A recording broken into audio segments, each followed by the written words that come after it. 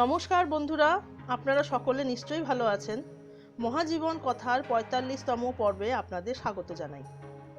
কাকড়িঘাট বাবা নিপকরলী মহারাজের আশ্রম দেখে এই পর্বে আমরা যাব ক্যাচিধাম নিপকরলী বাবার আশ্রম দেখতে। কাকড়িঘাট থেকে ১০৯ নম্বর জাতীয় সড়ক ধরে প্রায় ২.৫ কিলোমিটার রাস্তা অতিক্রম করলেই ক্যাচি আশ্রমে পৌঁছে যাওয়া যাবে। সময় লাগবে প্রায় ৪৫ মিনিট। আর অনেকে নৈনিতাল হয়ে ১০৯ নম্বর জাতীয় সড়ক ধরে ক্যাচিধামে পৌঁছায়। আসতে হবে প্রায় ২০ কিলোমিটার, সময় লাগবে ৩৫ মিনিটের মতো।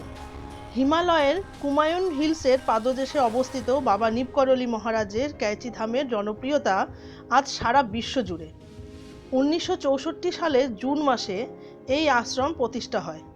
১৬ই জুন মহাপ্রতিষ্ঠা দিবস উপলক্ষে দেশ বিদেশের বহু ভক্ত সমাগম হয়।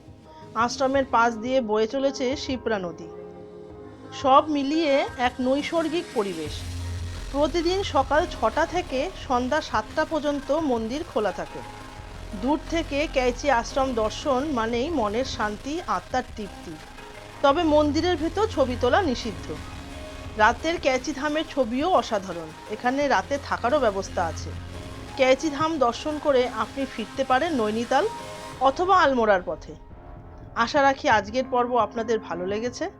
লাইক, শেয়ার এবং কমেন্ট করুন। অবশ্যই মহাজীবন কথা চ্যানেল সাবস্ক্রাইব করুন। ভালো থাকবেন সবাই। রাম রাম।